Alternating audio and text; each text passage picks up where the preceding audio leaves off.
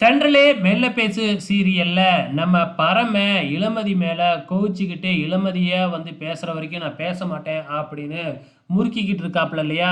அந்த இடத்துக்கு ரிஷி வர்றாப்புல.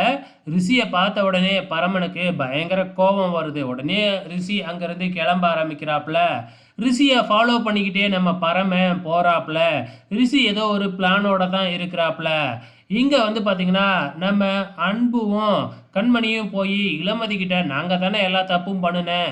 நீ ஏன் பரமன்கிட்ட பேசாம இருக்க? போய் பார்த்து பேசு" அப்படின்னு சொன்ன உடனே, "ஏதோ நான் தெரியாம திட்டிட்டேன். அதுக்காக அவன் பேசாம இருப்பானா? அவனா வந்து பேசட்டும். நான்லாம் போய் பேச மாட்டேன்" அப்படின்னு இந்த பக்கம் இளமதி முறுக்கிக்கிட்டு இருக்கு.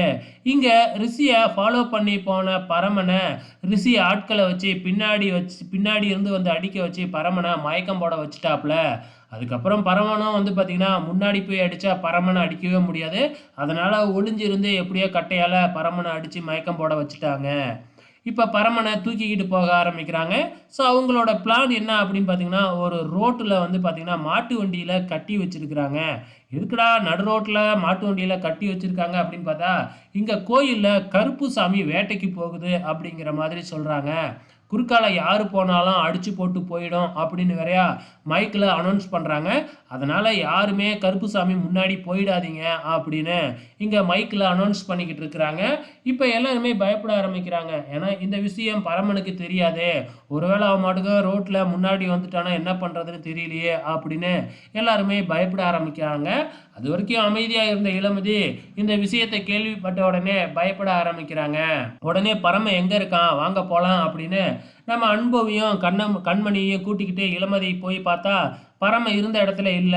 அப்படின்னா எங்கேயாச்சும் போயிருப்பான். வாங்க போய் தேடலாம் அப்படின்னு ரோடு ஃபுல்லா போய் தேடி பார்க்குறாங்க. பரமன் எங்கேயுமே இல்ல. இளமதிக்கு அப்பதான் ஞாபகமே வருது. இந்த ரிஷி சொன்னது. இந்த பரமன நான் ஏதோ பண்ண போறேன் அப்படின்னு சொல்லியிருந்தான் இல்லையா? அப்ப ரிஷி தான் ஏதோ ஒண்ணு பண்ணியிருக்கான் அப்படின்னு இளமதி பயப்பட ஆரம்பிக்கிறாங்க. அன்புகிட்டயும், கண்மணிகிட்டயும் தன்னோட கதைய எல்லாத்தையும் எடுத்து சொல்றாங்க. அதுக்கப்புறம் நம்ம அன்பு மட்டும் "நான் போய் தேடிட்டு வரேன். நீங்க இங்கேயே இருங்க" அப்படின்னு சொல்லிட்டு கிளம்புறாப்புல.